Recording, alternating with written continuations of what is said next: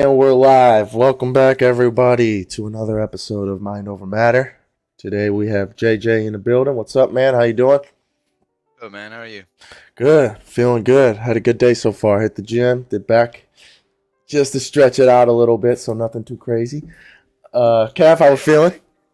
I'm good. I hit legs this morning, so Mm-hmm. feeling good though. Feeling good. Excited to film another episode. So Yeah. So last night I played some video games for the first time in probably about 2 weeks because I was in Tennessee. I just got back from a little mini vacation up there with Kevin.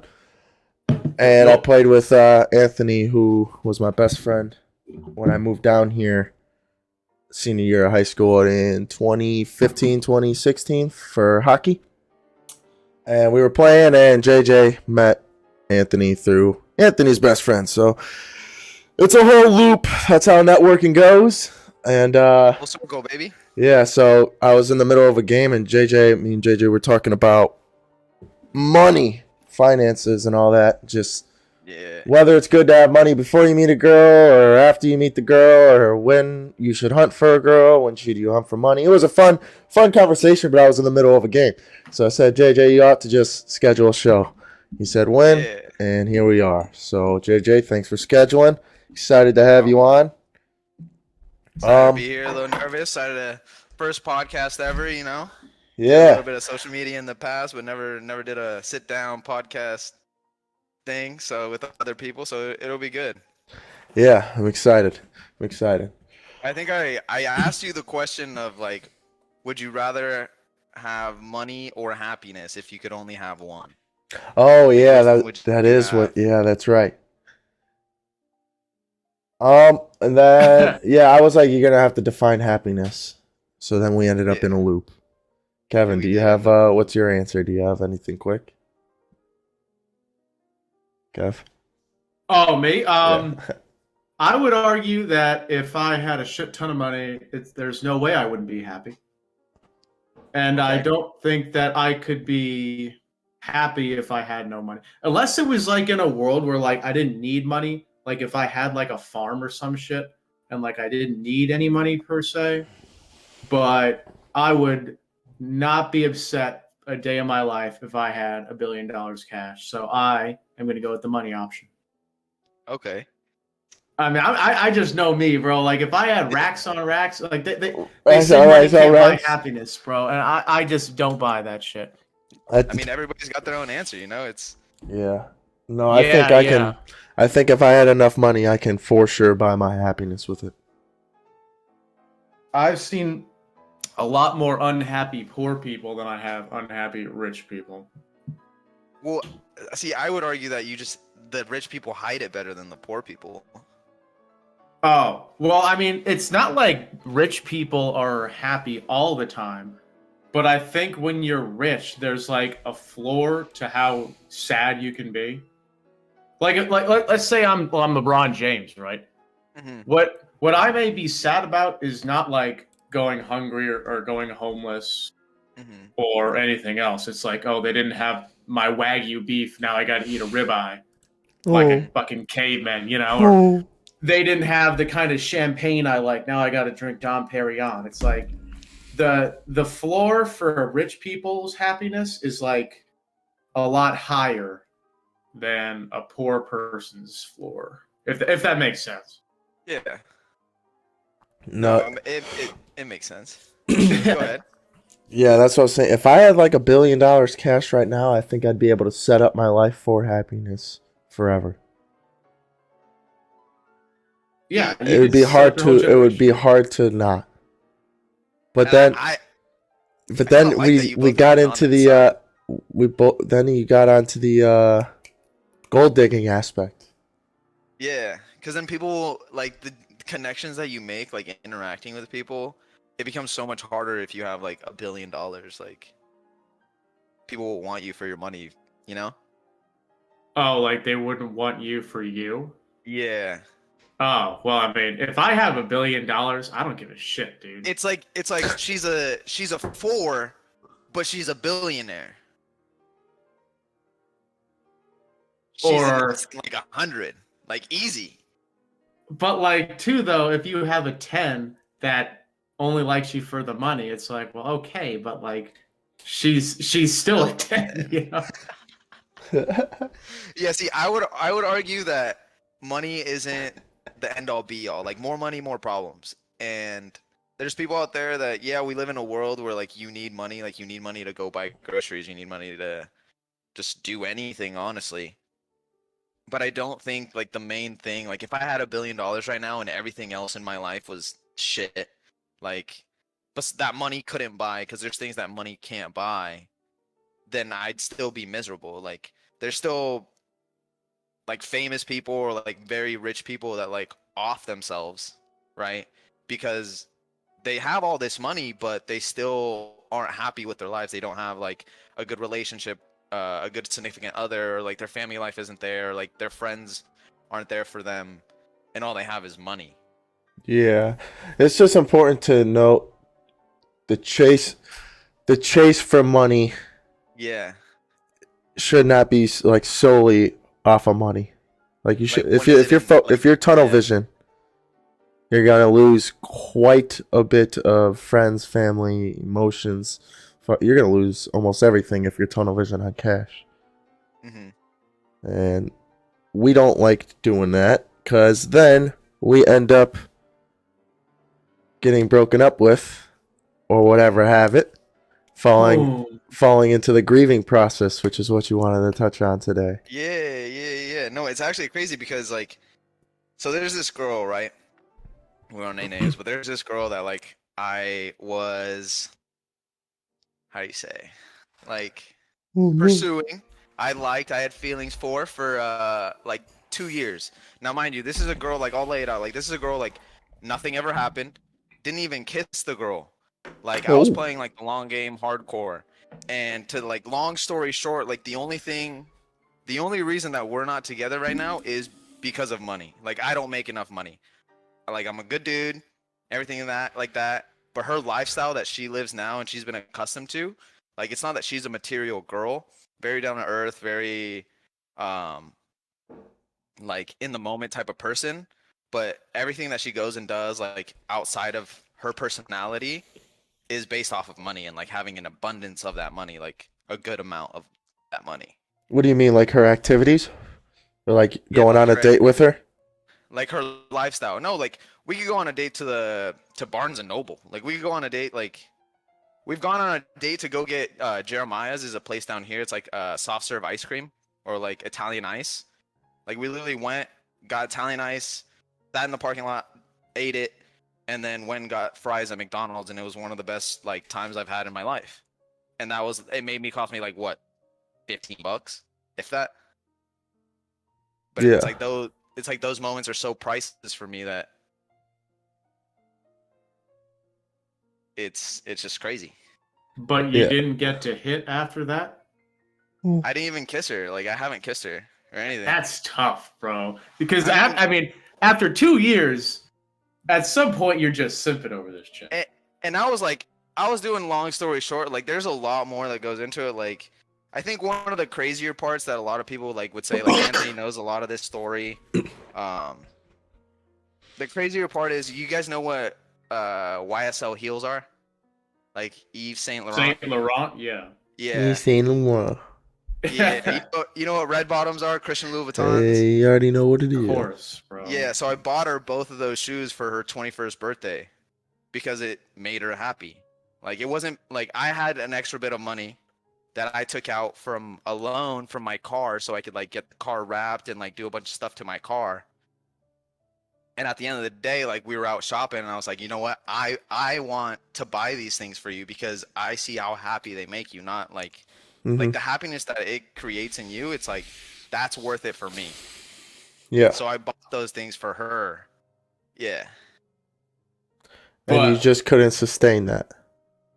Yeah, and I couldn't sustain it. Yeah. And like I would do like dates where like I would save up things like I took her on a 3-course like dinner cruise like through like downtown Tampa for Yeah. her this year's birthday and stuff like that.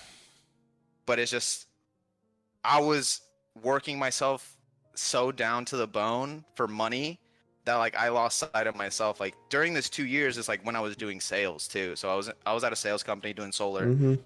and I used to be an extroverted person, like very, very extroverted, like gained my energy from people, like didn't mind talking to new people. And during that process, like I found I was losing myself. I wasn't really being me. And I was just doing these things to make Man, the that's absurd that's amount of money. exactly Kevin probably related that exactly to me. That's exactly what I did, and then I fell into the hole right after I broke up with my ex. Like, Fucking nosedived into that yeah, shit, straight bro. in, but yeah, I relate to that 100%. It's like you, on the outside you look happy and all that. You Yeah. look pretty good to everybody else, but really you're just doing what everybody else wants you to do. And then you end up not being yourself, and then you're suffering in silence, and that's the worst way to suffer. Which leads me to my next question. I was gonna ask, did you ever try bringing this up to her? Like, did you ever say, "Hey, I don't have money to do this," and then she was like, "Hey, fuck you, you're out of here." She'd Like have the been money, out the door, bro. the money aspect? No, bro. No. I You can't recently, tell a woman like that, dude. yeah, I recently did ask her though. I was like, "Do you ever see us being together? Like, do you ever see us dating? Like, not now. Like, I'm not in a rush. Like, Better have 100 you recs. still have things to work on. I still got things to work on." And she was like, "I can't speak for future me, but now, like right now, no." And so for me, like some people are like, "Oh, like there's a little window of hope," and I'm like, "No, I can't hold on to that Yeah, hope no, she because keeping I've you been on the holding hook. on to hope. Yeah, I've been holding on to hope for 2 years. Yeah, she gon'. You know? Mm-hmm. Is this chick hot? Like, she pretty hot? Yeah. Uh, If I had a classify or like Oh no. choose a celebrity that she like looks like yeah. body type and everything, it's Kendall Jenner. Oh, she Oh, had you bro. right where she wanted you. Yeah, yeah. No, that like shout out to the fellas out there, dude. If you're listening to this and you're a guy, if you buy a chick red bottoms and she don't give you none, hit the road. Amen. A But see, this is the motherfucking men, thing, like bro. this is the thing, like I didn't push the envelope. I didn't do shit like that because I wanted to play the long game. Because at the end of the day, whether I was with her romantically, like boyfriend girlfriend situation, married, whatever, like this is a person that I would do anything for at the like drop of a heartbeat. Like if she needed me, like Yeah, I'm there. yeah, but that's so I did the same thing. You can have everything, my wallet, my house, my car, everything. I'll buy you a new car, and it wasn't reciprocated. So yeah, it was cool. I felt good giving, like, providing all this, because that's what a man is supposed to do. So any man is gonna feel good providing this for the woman. However, if she's never reciprocating anything, I mean, if you got red bottoms, bro, Red bottoms, you dude. saying little, He's saying and you ain't even you ain't even get a kiss out of it, bro. Like, Well, there was this one time come on. there was this one time we could have kissed, right? But I chose not to because she was too intoxicated. I mean, good for you, bro. I was intoxicated too, and I didn't want our first kiss to be like that. If we were gonna like, I was like, no, I'm good. Like, That's Yeah. a weird thing too. Like when dudes come into money, a lot of the times they think about giving their girls everything, right? mhm, But then like when women come into money, it's all about like how they don't need a man anymore and now they can be mhm, like independent. It's Yeah. like it's a Yeah. weird like gut reaction, you know, like the knee jerk for the man is let me give all this to my girl, and then the girl's knee Yeah. jerk is let me get out of here. Yeah, let me hit the yeah, road. yeah. For me, it wasn't like here's my wallet, here's my house, here's my car. It was like if the situation came down to it, and like I like hypothetically like I needed to take a bullet for you, I would, no questions asked, like point blank period. Like there's no millisecond in my mind of doubt. I'm like, Yeah, done. no, I was literally in Iraq doing that, and she cheated Yeah. on me. So, like, you know what I'm saying? I was literally in the middle of Iraq, Afghanistan, taking bombs, fucking a mile out, and it's gone. no. Yeah, and It's it's gone. yeah, like, you know what I'm saying? So So you fell into the hole, right? yeah, So how did you get out of that hole? which hole, the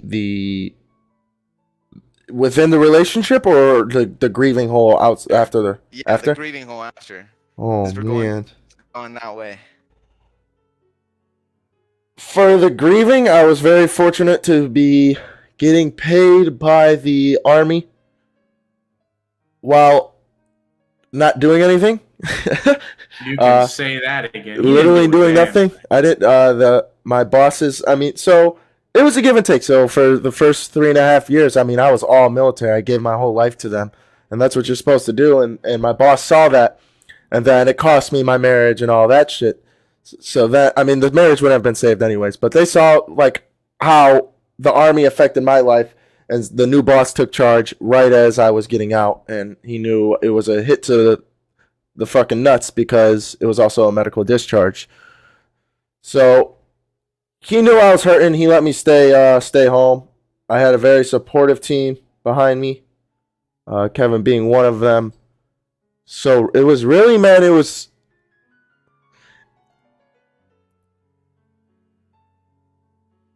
in order to move on, you can't regret anything. Yeah. Is the biggest thing. So yeah. like right now, it's hard for my girlfriend to come to me about it because she'll ask me about it. So like I didn't regret a damn thing. Like when we got together and she asked me about it like a month in, it's like I didn't regret anything. Like it's I forgot who said it, but learning the act of forgiveness, I think, saved my life. To be honest, because you're no longer you're no longer upset about it. You like fuck it, just move on. Like I understand, like especially for me, like this girl grew up with no parents, or the person who raised them not a good role model. She had nothing, so I knew that this person in this body didn't attack me personally. It wasn't a personal attack upon myself because that's how the person is. I just got caught up in it. So what did I do wrong to put myself in this situation? Because if I'm smart enough, I will be able to detect this next time to keep myself out of it. So in order to, like, my grieving process, man, was just really thinking. Like I thought for a year straight, like doing nothing, getting paid for a year straight, thinking over and over. Who did you have to forgive for that day? You're talking about you forgave yourself? Everybody, bro. Just I forgave like a lot of people will come to me because I worked with both the dudes that she cheated on me with, and like I had to interact with this dude as well as every one of my buddies. I mean within a year, I think one of my buddies ended up overseas with him. So talk about a toxic environment. Like a good buddy of mine.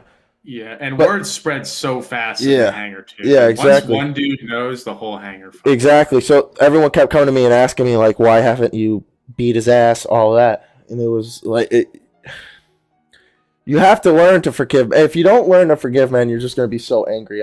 I can't stress that enough. I mean, I was an angry little ball of fire, and then I don't know. I think it was a Jordan Peterson or something. It was just like a click to my head. Like if you don't start learning the act of forgiveness, then it's going to be a dark path, pretty much. So I guess that's the long answer. That's the long answer. I would say that's the short answer, Trevor. Yeah, I guess so, yeah. But like, how did you, like, if I'm in the situation like you were in 2 years ago, and it's like, I can't imagine forgiving someone who wronged me the way you were wrong. How did you like start that forgiveness process? Does that make sense? Can you repeat that? Like, if let's say I'm in a situation like you were in 2 years ago, where someone wronged me and I don't really think that I have it in me to forgive them, right? Yep. How did you start the forgiving process?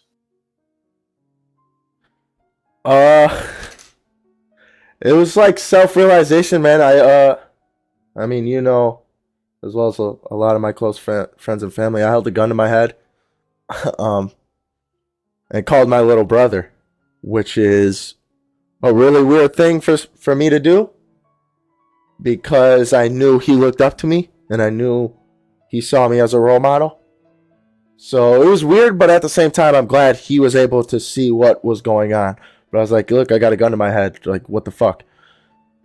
And then it was like snap out of it. Like, dude, come on. Like, you can't do this. You got friends that are in your corner. You got family that in your corner. You're almost done. I saw the light. Like, it was so close. I was 6 to 8 months out from the Army. Knew I was moving back to Florida. Knew it was going to get better. So it was just waking up, occupying my mind. So I played a lot of video games. I mean, I did a bunch of bullshit. Occupying my mind enough because I knew in this 6 to 8 months I was done. Like, I can get out of this town. I can get out of this job. Everything's going to be behind me. So it was just, no, I wake up and I know it'll get better. But 2 years ago now, for anyone who doesn't know, 7/2/22, I was 100% overseas in Iraq. And this is exactly what was going on. Like, this is the start of it almost.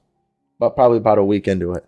So, little tough. Yeah, a little tough. And would you say this is like the toughest or darkest point that you were at in your life?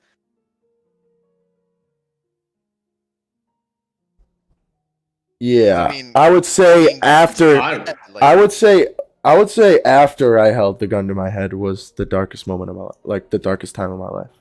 Because then that was like the realization point. That was like the tipping point. Like, fuck, this is really me right now. I can't believe I just did that. What do I have to fix so I don't keep doing this and so that I can live and have a family, because I can still see a family in my future.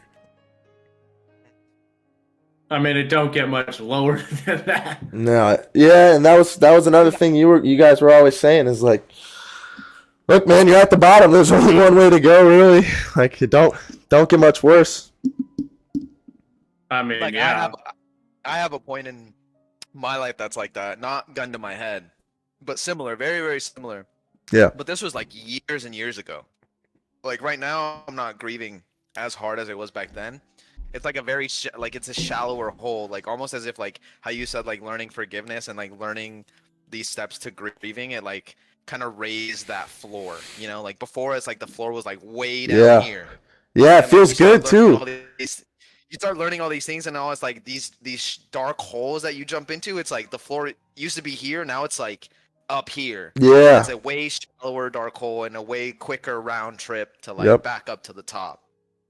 I agree. Yeah, no, like that's you don't get it lower. Yeah. Like I feel, at least for me, it was like once I hit like that lowest point in my life, like, and started learning like forgiveness and like the grieving process and like anger and all that stuff, and like trying to look better for me and everything, that like how Trev said, like, what do I need to fix? And you started fixing those things, or at least working to fix those things, that floor got raised.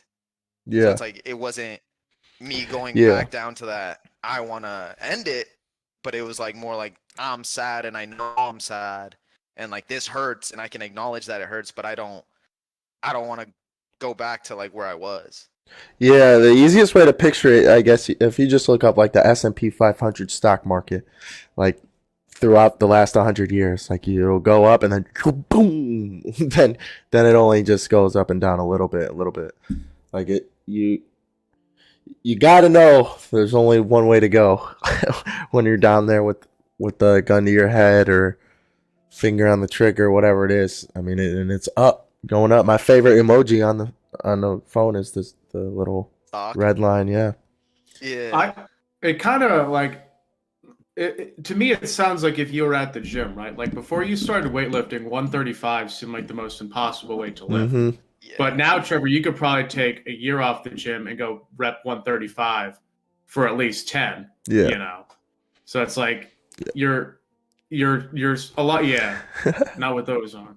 No, you're just like your baseline strength now is like a lot higher than it was before. Mm-hmm. And so now it's like, well, shit that would normally have got you to that low point. Now it just becomes like, oh, well, that's just 135, you know? Yeah, the gym is a good thing to bring into it. JJ, when did you like start going to the gym or start realizing you need to? It looks like your traps are peeking out right now. Yes, sir. I see those. Hey. You already know it. Bang, bang.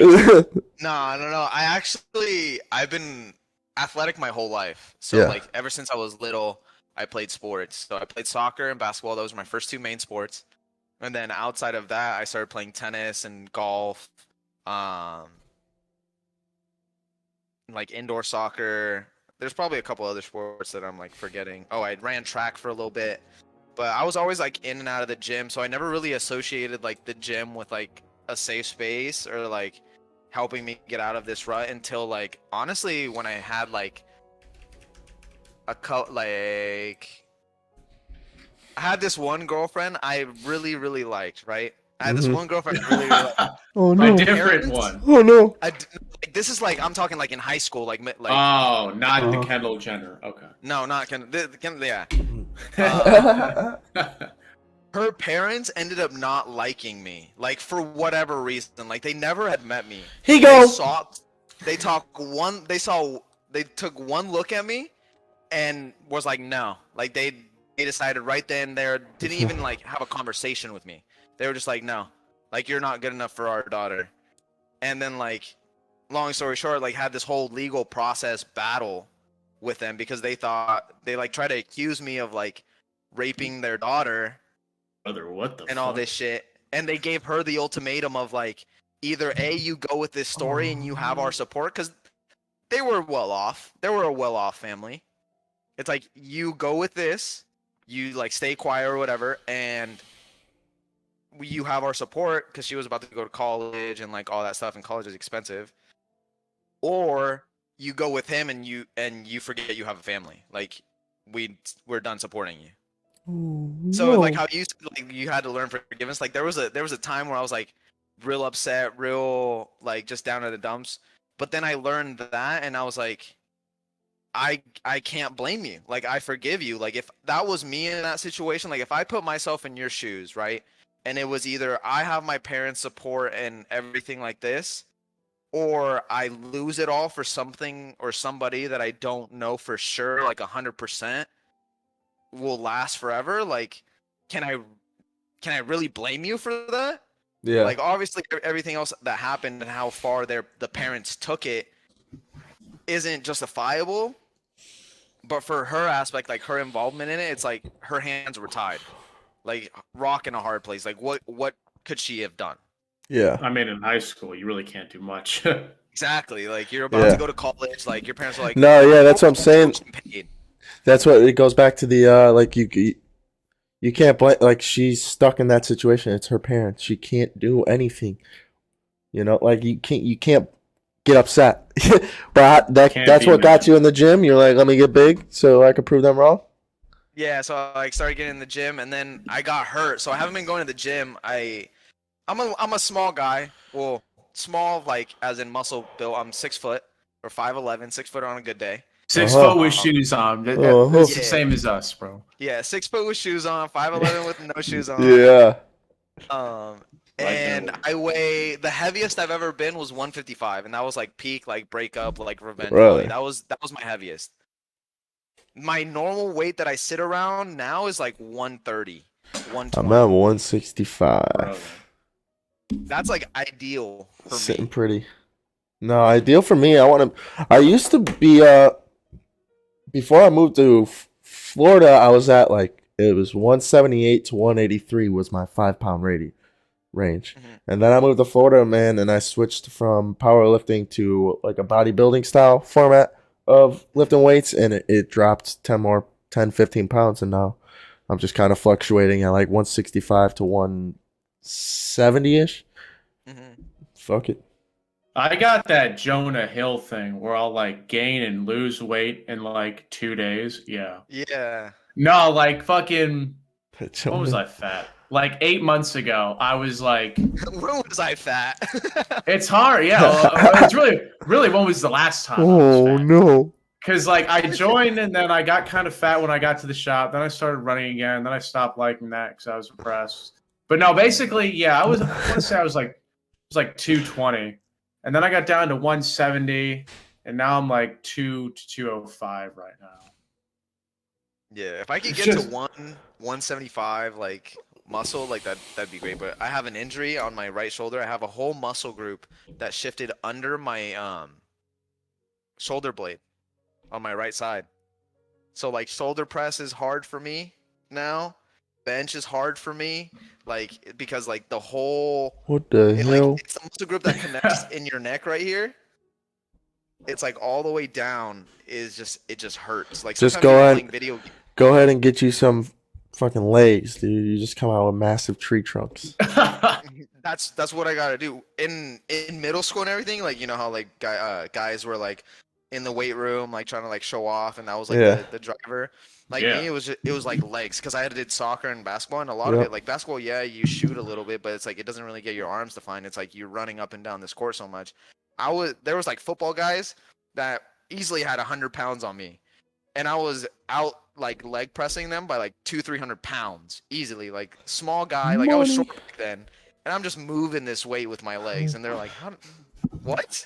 Legs are so much fun to have. It's like a random skill. Like when you go bowling with your friends on like a Friday and you end up like bowling 5 strikes. You're like, yeah, I'm good at this. Average game, yeah. Yeah, no big deal. Yeah, no, exactly. Yeah, it's just like that, and you show up and you're like, yeah, I do legs, and You're like oh, mad. wow. You're like, I'm playing so bad, and you're Yeah, yeah. 50 points. You're at like 120, and they're like, Yeah. what do you mean? Not doing as good as I normally do. Kevin, Well, you said Yeah. you said running. You stopped running because you got depressed. Is it you were depressed because you were running, or you couldn't run anymore because you were so depressed? That's like what you were thinking about while running. No, like pretty much I was out in Afghanistan, and this was right as coronavirus first started. So I want to say either like January or February of 2020. And like I was in Afghanistan, so it was just kind of a bitch to run because like they had a track out there, but it was like the most ghetto track you can fucking imagine. I mean, at least they had something, but like to get to the track was a mile away. Oh no! So I'd have to run like a mile, about rolling my ankle every step, then like Yeah, that do my ain't track fun. workout, Yeah. and then run back, right? But like I'd been used to running, 6 to 10 miles. So like it wasn't the distance that was the problem; it was like the terrain. Like when we were in DJ, in Africa, they had paved roads everywhere, so it was super easy to run in. But in Afghanistan, like you're rolling your ankle every fucking time you run, pretty much. Yeah. And then after a while, I'm just like, this is kind of not it, Like I don't even know what it was like. I stopped enjoying it. I think. Did you do an alternative where you just like, I'll just eat less? You're like, fuck it, I'll eat No. less. That's where I screwed up. Is that I was still eating like I was running 10 miles a day, but I wasn't doing it. Like I wouldn't even go into the gym. I mean, they shut the gyms down like a week after that. So it's What? like, yeah, like they shut down the gym. They shut down everything, bro. Yeah, I got lucky. Um, They didn't shut my gym down. Yeah, no. Actually, they no. shut- I think they did for like a week before I got there though. So I showed up Oh, and yeah, you were was fine. good to go. No, dude, like you had dudes like taping water bottles to poles like they're in fucking jail. Like those Mm-hmm. workouts where like the one guy's holding the towel and you're like that. Just like if you wanted to do it, there was a way, but it's like, dude, I had never been into weightlifting. Like I did a little weightlifting in high school, but running was just kind of my thing. But like, Yeah. I just kind of stopped enjoying it. And then it's like every time I look on the news, everyone's dying back here at the house. So it's like, I don't know, man. I think it was just kind of a JJ. few different things.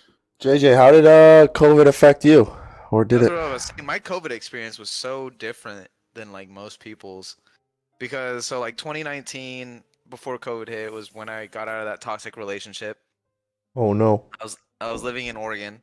I was living in San Antonio before then, and was lived there for 6 months, and then this girl messaged me on Instagram. I moved back, 9-month thing, terrible ending. Yeah, and you want to know what the last straw was? And I Oh, I'll no. remember this for so Oh long. yeah, I do. The last straw, like I could justify everything else that had happened, what she like done, said, whatever, like as a Mhm. toxic relationship man can, like try to protect the other one. But she told me to my face, and I'll fucking remember this. She's like, I don't believe in you ever getting to your dreams and succeeding in what you actually want to do. Whoa, she go. And I I was like, booked the okay. next flight out of this bitch. I was like, okay, like, why am I with somebody? Like, again, I could justify everything else, but like, if you genuinely don't believe in me and my passions and what I want to do, then why am I with you? Why am I with Yeah, some no, dude. partner that isn't supporting me? I'll show you. I think it's. You might be able to see it. You see the little. My girlfriend got a little thing and it says "mind over matter." Yeah. You already know what this is. That other Oh, dude.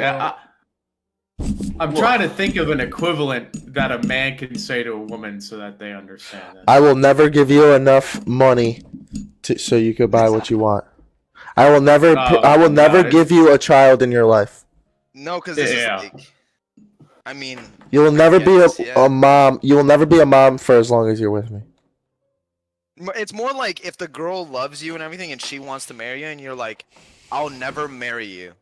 Like, you'll never be my wife." Yeah, that is true. Yeah. You'll always be nothing more than a wet hole to me. That, money, there it is. Toss me the rock. Yeah, so that happened, and then I moved to Florida because of it. Yeah, right? I was like, bro, I gotta get out. I had no money. I had used all my money in the relationship and everything. And so I moved to Florida in 2020, like April 2020. Got to Florida, mid-pandemic, right? Yeah, that's Everything peak. was down. Yeah, that's peak. Like we broke up in like January, like December 2019, and then I had those 4 months to like be in my hole. And then after that hole, I was like, okay, let me get out of here. Like I couldn't go back to San Antonio where my sister was living. So I moved here, and then I started knocking doors. Yeah. Like I started going to people's houses mid-pandemic, like acting as if nothing was happening. Like I would go knock on their porch, stand more than 6 feet back. That's a smart time to do that. Everyone's at home, bro. Everyone's at home. Everyone's home, bro. Money. Like, I know you don't got work. Like you can't go to the store. You can't be outside. The store's only open 3 hours, and it's the 9 to 12. So anytime after 12, Walmart's closed. Got you right where I want you. Yeah, no bullshit. Yeah, go ahead. There was a 2-month point where we weren't allowed to knock doors. Like we weren't allowed to go out. Like it got really bad. But after that, like here in Florida, like it was the same. Like life continued as normal. Grocery stores were open. Nightlife started opening up. Like.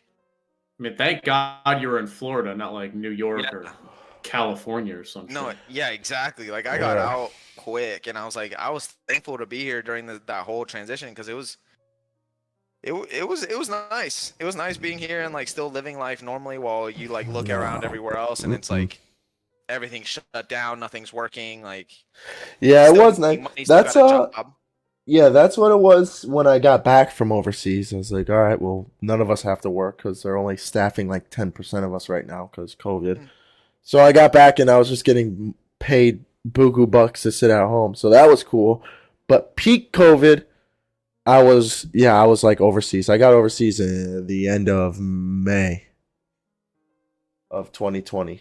That was like peak COVID and riots, like as a team. Yeah. Like the ultimate force. You left right before I got back because I got back in June then. Yeah. So then I was there for 4th of July and all of June, the hot ass fucking months. And I was scrolling through Facebook seeing like Minneapolis on fire. Like I was like, holy shit.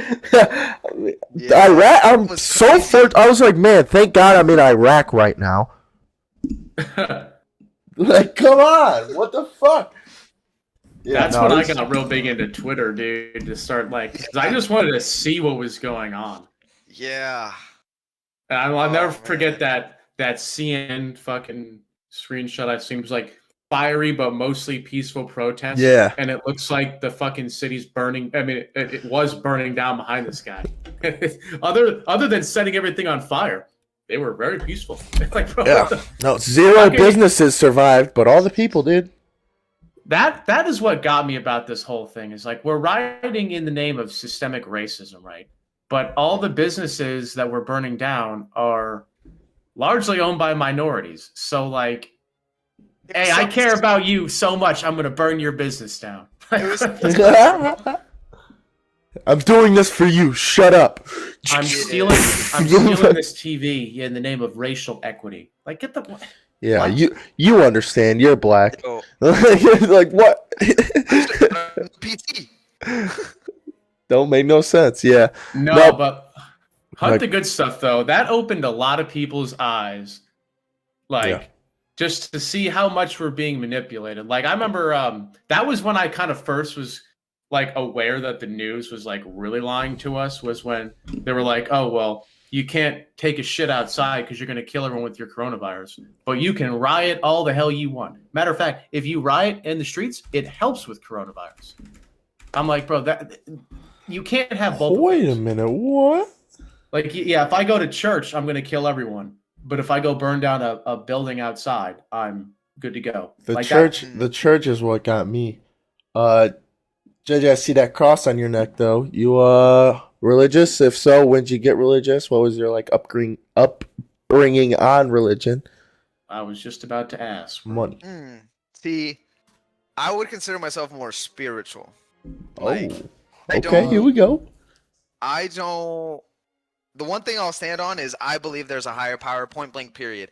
However, people want to manifest that, whether it's a he, a she, Buddha, Allah, cool. We believe essentially at the bare bones at the same thing, that there is a higher power. That's it.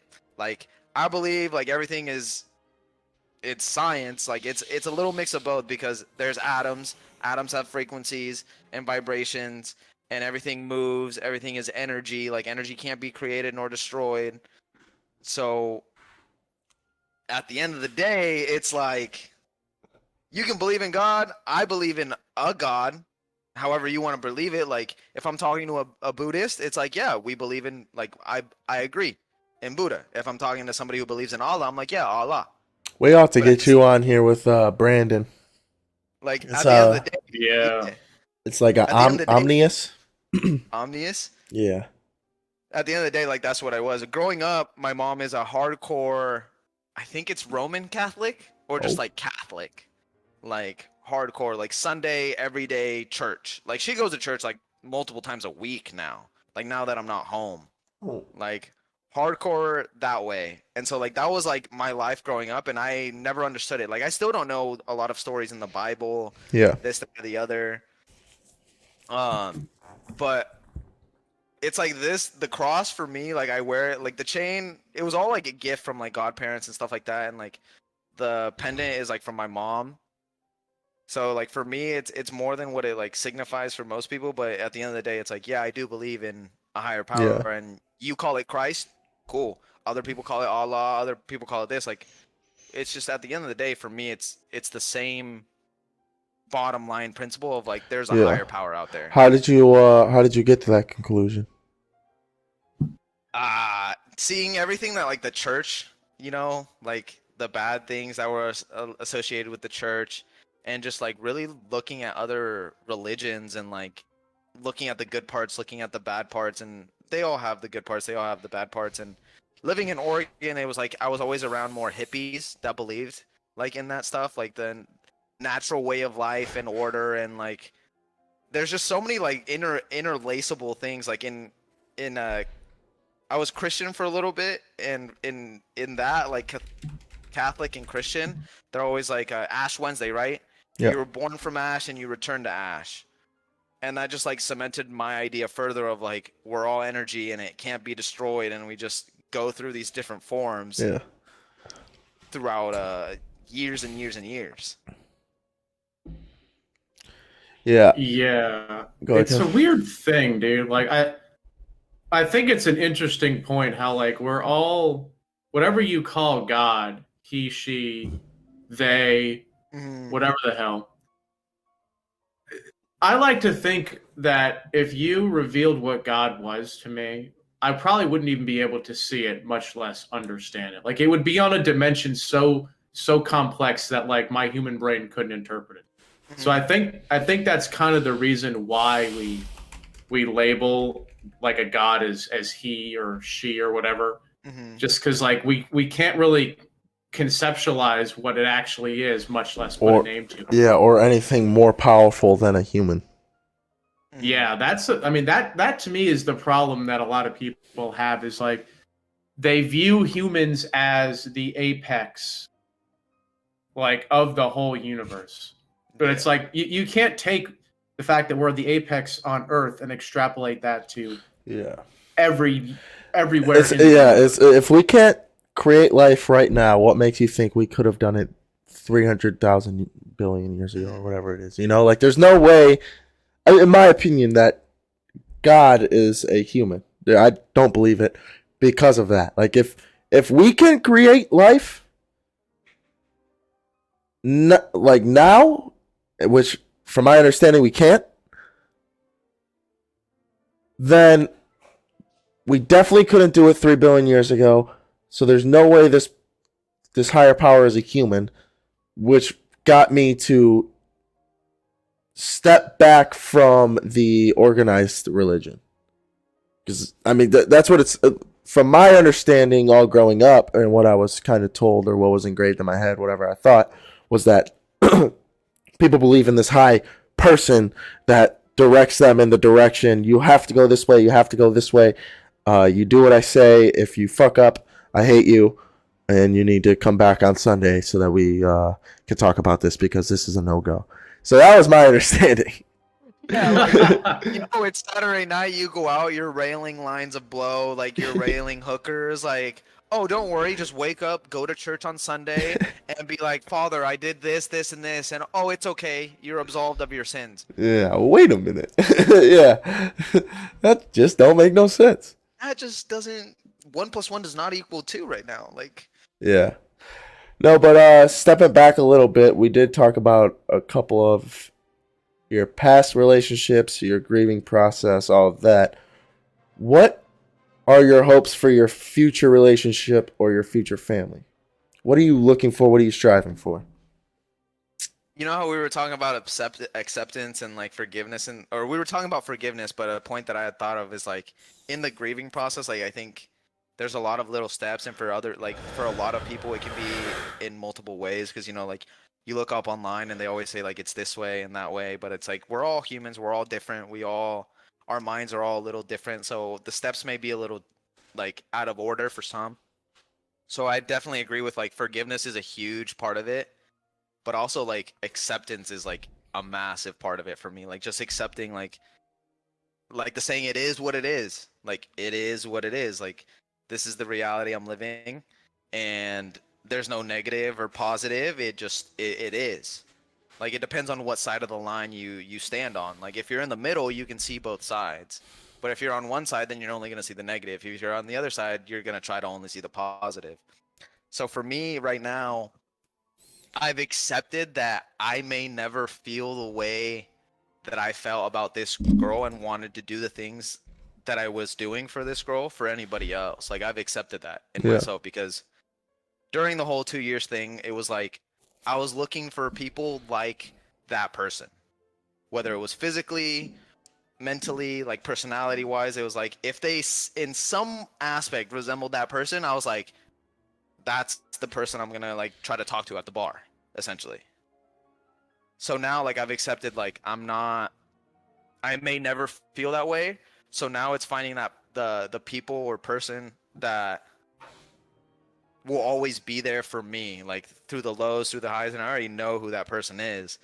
Um, I just had never gotten to the point of accepting like, you know what, like, and because of like societal views, like they're always like, oh, you have to have this one person, and like marriage is like there's all these little social constraints and like human made things that are like you have to like life is like this and marriage is like this, and it's like no, like now with like everything coming out, like the polyamorous people, and like when I was younger, like LGBTQ and stuff like that was like not huge, like trans wasn't huge, like all that wasn't like massive, and they weren't pushing societal norms, but I did think of like, well, I could have multiple wives, and like people back then, like if you would have said that back then, people were like, that's crazy, like that's insane.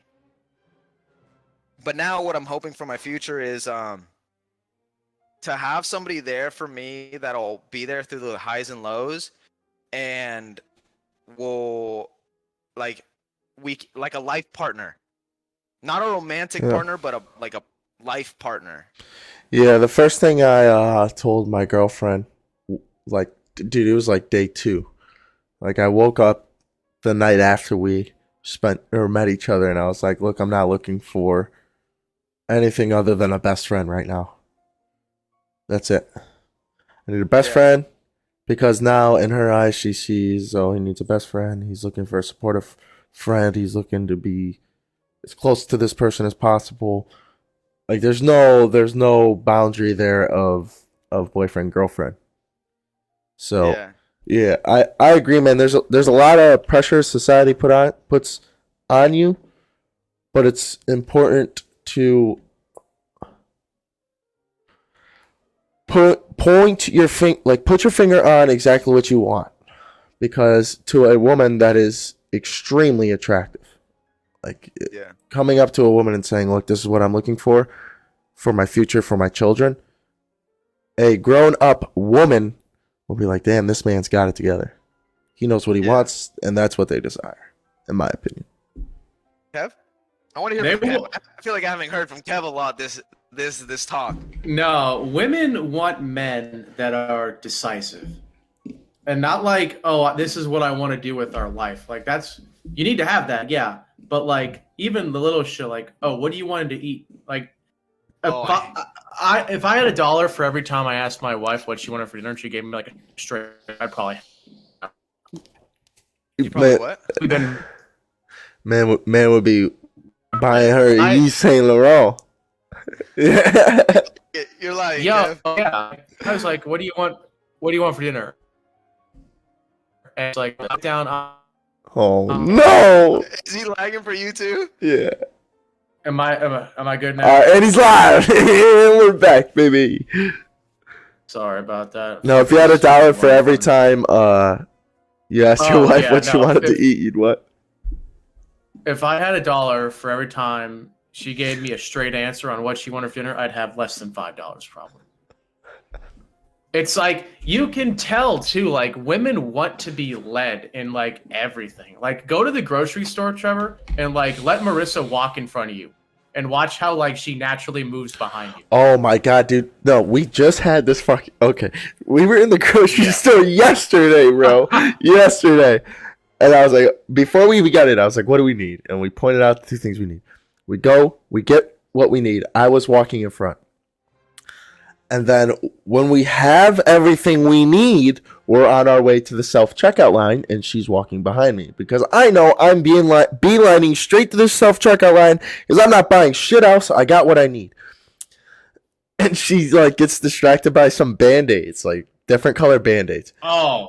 And dude, she's like, wait, women do wait, that. come look. And I had to stop. I had to about face and fucking turn around and look at these Band-Aids. And I'm like, oh my God, what is it? She's like, can we just like relax and enjoy our life? Like, we're not in a rush to do anything. And she's right. I have been struggling with that, and I've pinpointed that. That's what Tennessee this last trip kind of taught me a little bit. But at the same time, my solution to her, I was like, you know what? I'll just walk behind you from now on. We'll see how it goes. No, that ain't, bro. Because she's gonna wander everywhere, dude. Like when men go to the grocery store, like, let's say, Trevor, you need to get a can of Febreze from the store. You're gonna walk right to the can of Febreze and walk right out. Get Marissa and Flora in there, and they'll walk around the whole store, and then they'll get to the Febreze last. Or forget they went there for Febreze. Yeah, and then they'll They forget. come home without the Febreze. No, anyway, though, kind of going back to the start of it, women, there's a need for a man to be the leader, I think, in every relationship. Like, not like Yeah. tell her everything to do, but I think the dynamic works best when like the man is in charge and the woman is largely submissive. Yeah. Now, the flip side of that, though, is like you can't be just some bitch Oof. that like doesn't know how to make decisions and do hard shit. Yeah. No, exactly. And I agree with the largely part. Because like at least for me personally, it's like I don't mind being that guy that's in charge and making all the decisions and stuff like this. Yeah. But I won't lie, like there's times where I don't want to make a decision. Like, Mhm. please just make a decision for me. Like I've made decisions in my work life, I've made decisions like in our relationship, like all these things, like I've been the forefront of this, and sometimes I just want to sit back and relax and have things decided for me. Yeah. Not 100% of the time, because I'm the same way. Yeah, Like, sometimes, man. Yeah, but you can't have that when you want it, though, is the issue. That's the fucking issue. Because I went to her, yeah, that's what I'm saying. Like, sometimes I do want you to make the decisions for you. But it's not going to be in the grocery store where you're in front, is what I'm saying. Like, yeah, there are some times where we could stop and look at it. But I want you to be able to, like, there's sometimes she chooses dinner, and that's money, bro. It just comes down to the communication. I'll say, she's like, what do you want for dinner? I said, I'm not picking a damn thing. That forces her to pick something. Like, I will stand my, like, I will not pick anything. I don't know what I want. I don't have any idea. And then that forces her to look it up. And then she goes, well, we got Chick-fil-A, whatever. And then goes down the line. But yeah, you do need a little decisiveness from the woman. A little bit. Yeah. So it's like selective decisiveness, I think. Yeah. So for me, I guess for my future relationship, going back to the question, it's like, I want somebody who, like, just supports me, you know, like supports in like the dreams that I want to do and like get there, because I've been 25 years on this earth, and for at least half of those years I've been searching for this romantic love, like movie, like societal, like, oh my God, like, Yeah, that's the one. And I found that, and it didn't work out. Yep, So me now too. It's like where do we go from there? You know, it's like, what's the best case scenario for us? And it's like those people that are there through thick and thin. Yep. Like, you gotta take society out back, cock the gat, and blast the brains out, bro. Yeah. Yeah. Everybody's different, you know. Like, yeah. No, one thing, and I told Kevin about it. We were listening and watching, I want to say, like a Kodak Black music video. We do that on a free time a lot. I really enjoy watching the music videos. It shows where they come from, and actually Lil Durk has been my favorite. I'll talk to that a little later. But we were watching the video, and it was in this chair. She was sitting right behind me, and I was like, you know, I'm gonna be rich one day. And her answer was, I know, baby. And this was like three months in. She wasn't living with me yet, and I was like, oh well. She goddamn right. You're right, man. The support, and I messaged her when I was up north with Kevin, and I said, look, I really appreciate the support you give me. It's something I haven't had before, and it's something I don't know how to act with yet. So give me some time. But it is important to say that you appreciate the support too.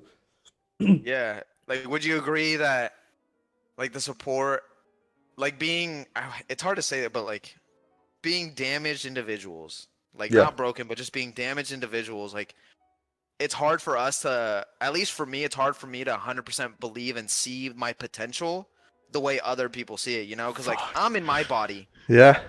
No, that's a great word to use, potential, dude. Yeah. Yeah, like, I put clothes on and everything, and people were like growing up, people were like, oh, you look good. I'm like, oh, cool. Like, I don't think I look good. It's like a way to put it. Like, I didn't think I looked good, but like, there's what you think and then like how it appears. Yeah.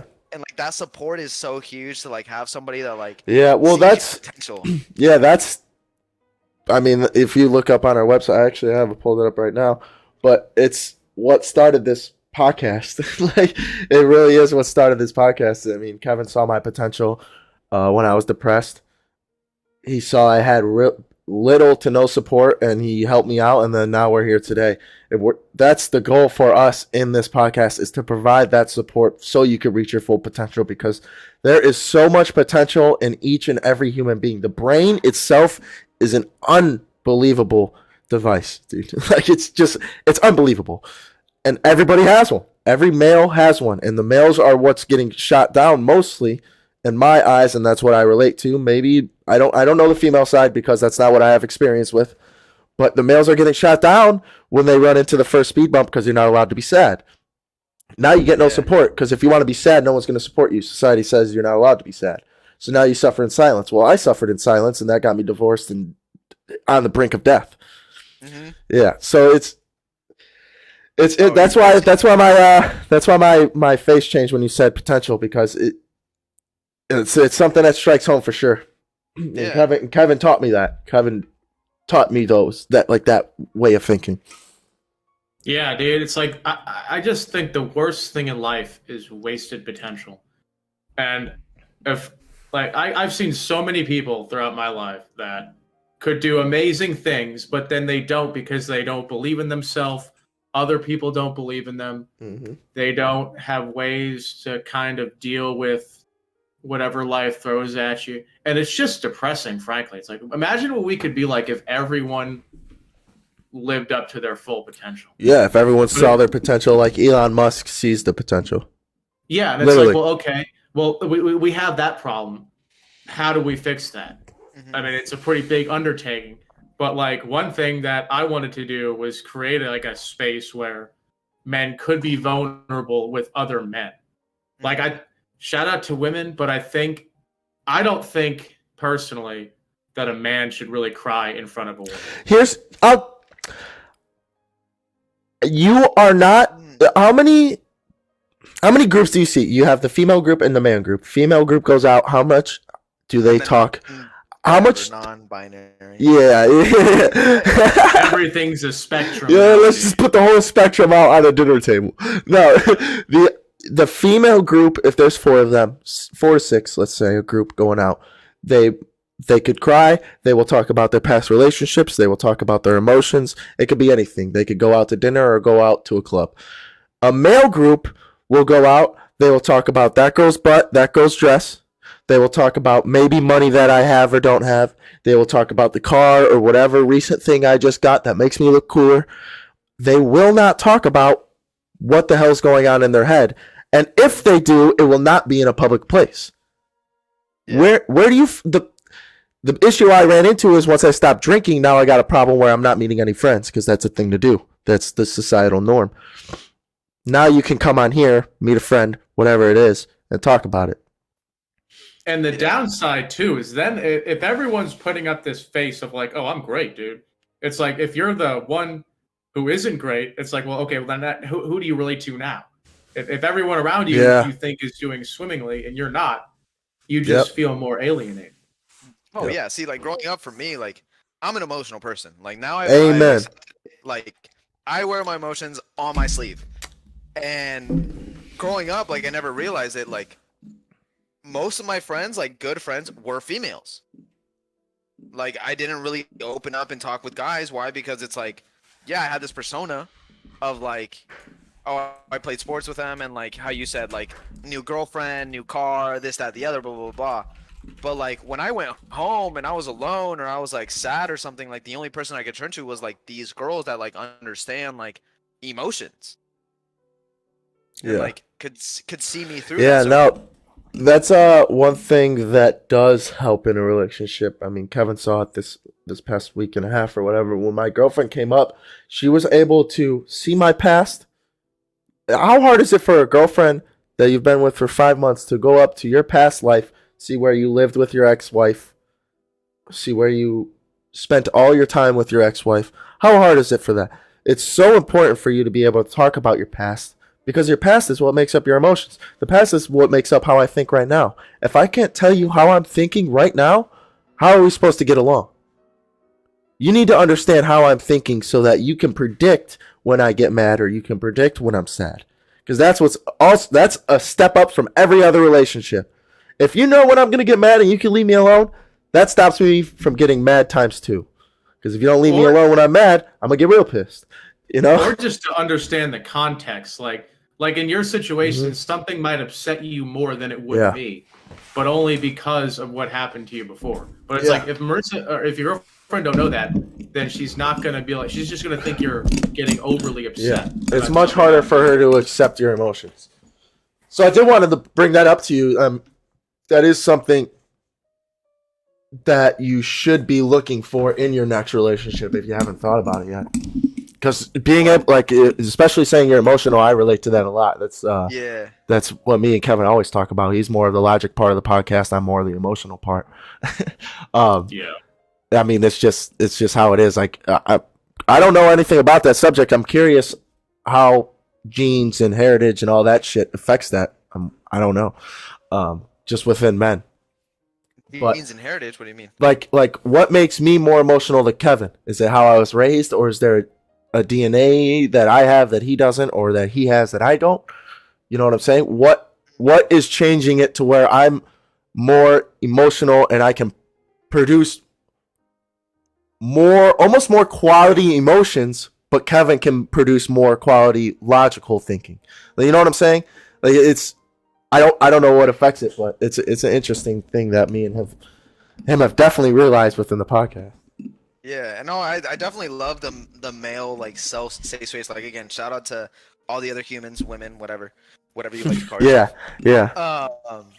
But like men's suicide rate is high. It's up there. Like, and men don't talk Matter about of it. fact, Like, I got it right here. 4 out of 5 Oh. suicides are men. 93% of workplace facilities are men. That's OSHA 2013. Men dropping out of college. 38% of college students are men. Sentenced to 63% of more prison time for the same crime. Yeah. Men have all the money and power, and if that is true, why can men not talk about their problems? exactly, and it's not like a not to bring this into it, but it's also, I do want to make this point, like it's not just a race thing, you know, like it's not just white men, it's not just black men, like it's men, period, like men across the board. Because me personally, like I had an experience when I was young, and I come from a Mexican background, and like Wait, back in you're Jew? You said Jewish? no Mexican. Oh. I heard the word that you were Okay, saying, yeah, okay, all right. but it was like it's a derogatory word. I'm like, I don't think anyone. I can't bring this up. Yeah, go ahead. Sorry, man. Go ahead. My bad. No. I come from a Mexican background, and like 20 years ago, like Mexicans were like the most in my opinion, because I lived it, is like one of the most toxic masculinity places ever. Like they don't talk about their feelings. Like they're the head of the household, like point blank period. Like the wife cooks, cleans, and that's it. Like the men go out, get money, or like work on the farm or whatever, and then come home. Like the wife would have the meal ready. Like my mom would do this. My mom would get scared.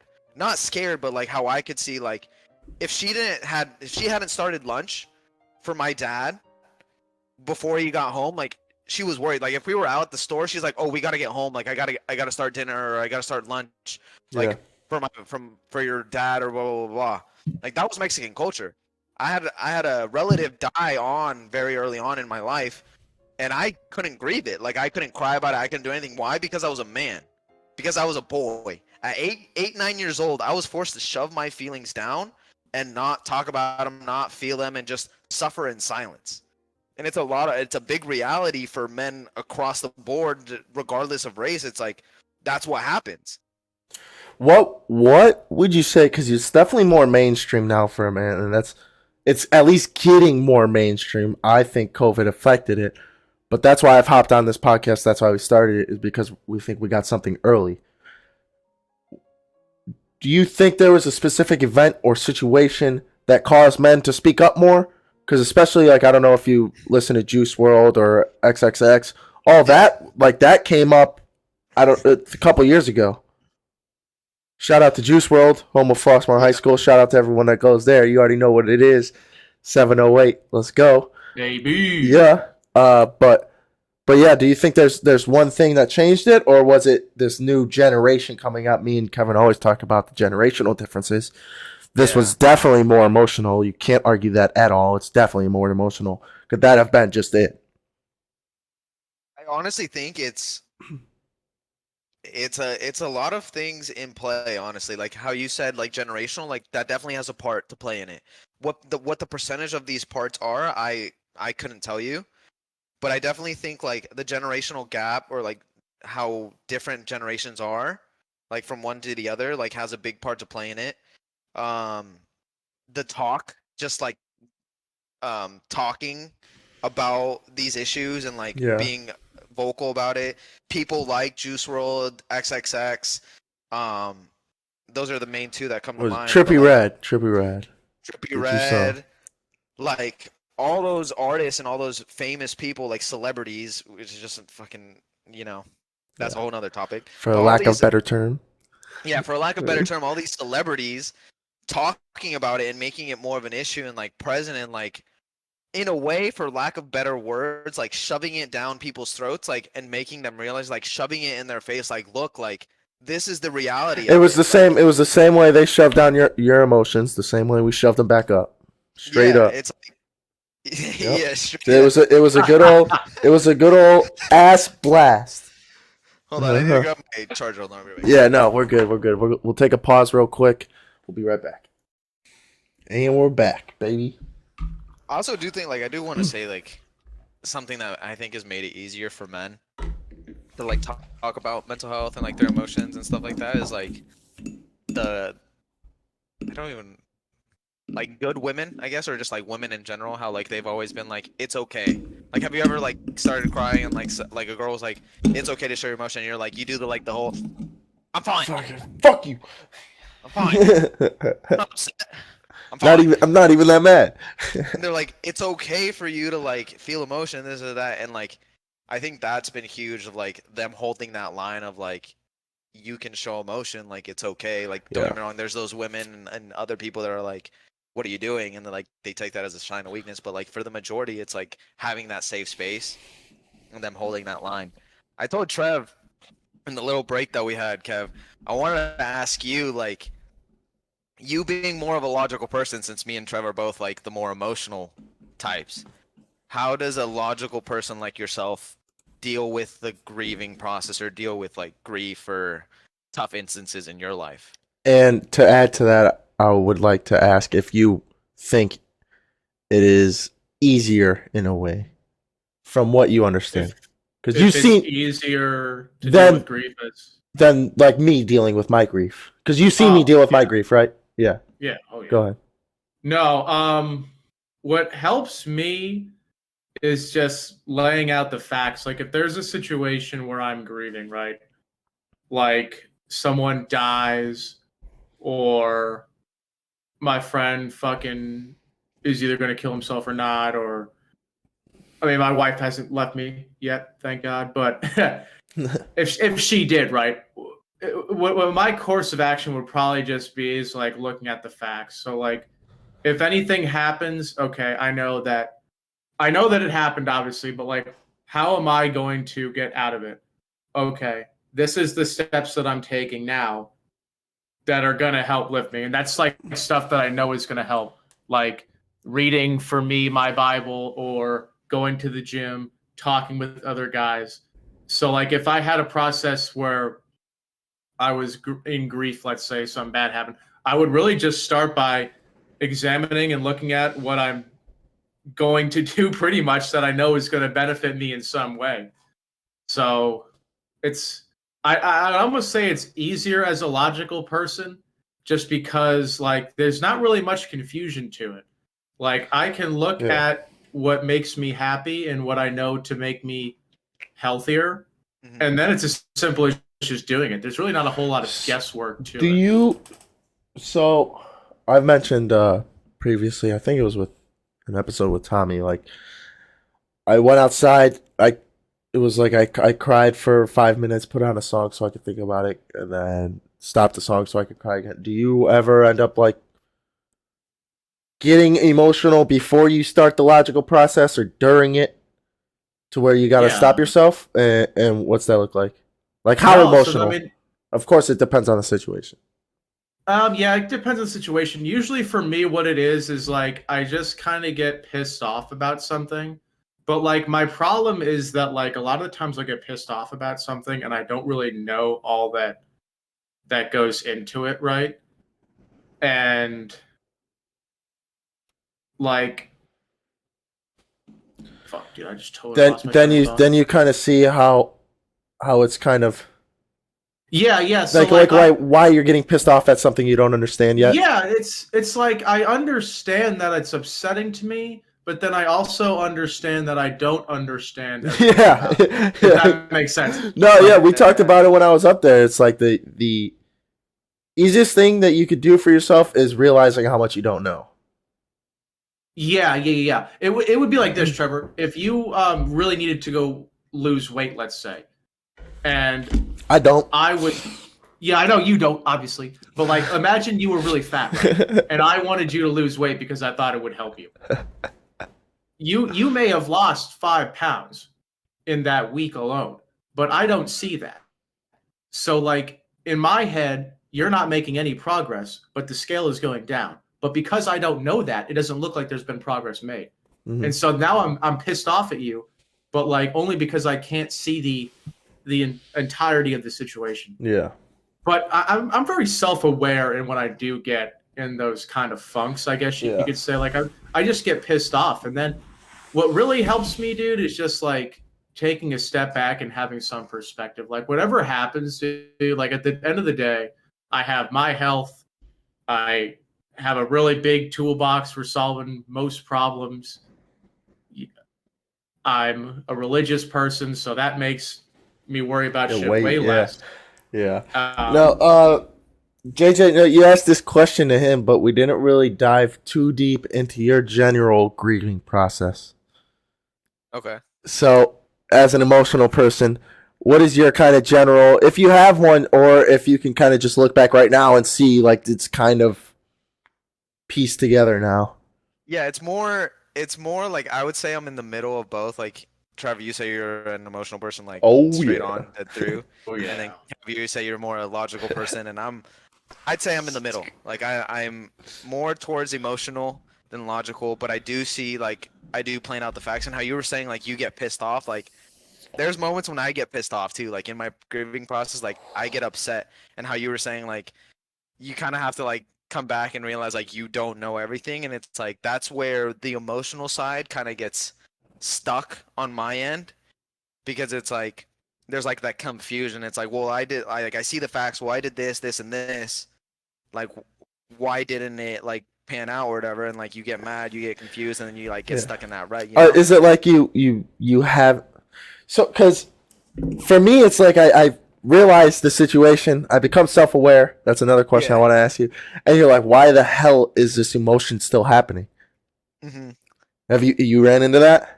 Yeah. Yeah. Go ahead. No, I keep have. going. So like I guess my grieving process has definitely changed over the years, like from like growing up and becoming wiser and like reading into more self-help books and stuff like that, and like religion and spirituality and stuff like that.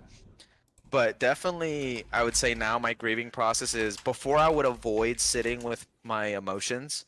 Like I would avoid, like I would do everything in my power to like mask the situation or like distract myself from these emotions and like try to purely like fixate on the logical like aspect of like, okay, well, I know if I go to the gym, it'll make me feel better. Or if I go do this and I do that, like these are the steps that I need to take to like feel better on like that I know like would make me feel good. Like, oh, I need to go like some retail therapy or this, that, or the Yeah. other. And I would just avoid the emotional aspect of it. But now definitely my grieving process is like the realization part. So like something bad happens, right? And I sit with the emotion. Like now I just sit there. Like I sit in the pain. Like and before that was bad. Like you never really wanted to sit in it because then it could dig you deeper. But Yeah. I think because like I got to that low point and like I've done the steps to like raise that floor. Like now it's like I'm sitting in like a little instead of sitting in like a ocean, I'm sitting in like a nice little like riverbed creek. Yeah, Like like I'm a just sitting pond almost. yeah, nice little pond, like, or I'm sitting on the beach, like on the shallow end, like the water's just coming up to my Yeah. hips, opposed to like above my head, you know? Yeah. Like now it's like I'm I'm sitting in drowning. Yeah. I'm drowning. yeah, instead of drowning, now I'm just like sitting in the water with like my toes in the sand, like Yeah. just feeling the emotions, letting it like wash over me and letting it like experience it because there's this one thing that I told my friend. We were on the beach and I was talking about how I was sad that I lost my grandma so early on in my life because like now my grandma won't because now my grandma won't be able to like meet my future wife. Like she won't ever like hold my grandchildren. Yeah. And like that hurts. And I've completely lost my train of thought. Yeah, no. Well, I'll let you think for a little bit. I'll go into a little bit about my grandma. I actually looked up today. Lil Durk came out with a Little Deluxe for 7220. Mhm. I don't know if you're a Lil Durk fan, but I wanted to touch on this a little bit because it's who I look back on to realize it happens to everybody. Like, we all go through our shit. So Lil Durk, if you listen to Unhappy Father's Day, I can link it in the description below. He's talking about how he has all this money, he provides for all his homies around him, but his kids have yet to play catch a ball with him. So he's talking 7220. I looked it up, and of course, it is his grandmother's house where he used to reside with his extended family. And that is my exact story. I used to reside with my grandma and the extended family in the house. But I did want to touch on that just a little bit. But to get you back on track, how long did it take for you to kind of find your grieving process? Because for me, I never had one. It took me until I was 20, till my divorce, to find my grieving process, because I've never ran into such a situation to where I needed to find one. My grandma passed when I was 2013, so 9 years ago. Yeah, so when I was 13, I didn't have to find it then. I was a 13-year-old. My grandma passed. It's just someone I realized who's gone now. Then I growing up. Now I hit a divorce. Now I'm like, where's my grandma at? And I'm like, oh, shit, this is pretty bad. I got a gun to my head. I need to find a process. So kind of how long or how many, I guess, obstacles did it take you, if you could kind of pinpoint it, did it take for you to find your grieving process? Because it's not just like someone listening to this right now might be going through a divorce. They're not going to be able to just listen to your words and be like, oh, well, why don't I just go sit outside and I'll be fine after 5 minutes? That's easy. Mm-hmm. You know what I'm saying? And was it frustrating for you to kind of find your grieving process? How'd you deal with it? Oh, it was definitely frustrating. And early on, I still believe like it's a work in progress. Like I haven't outlined it, I haven't detailed it, I haven't put it on paper.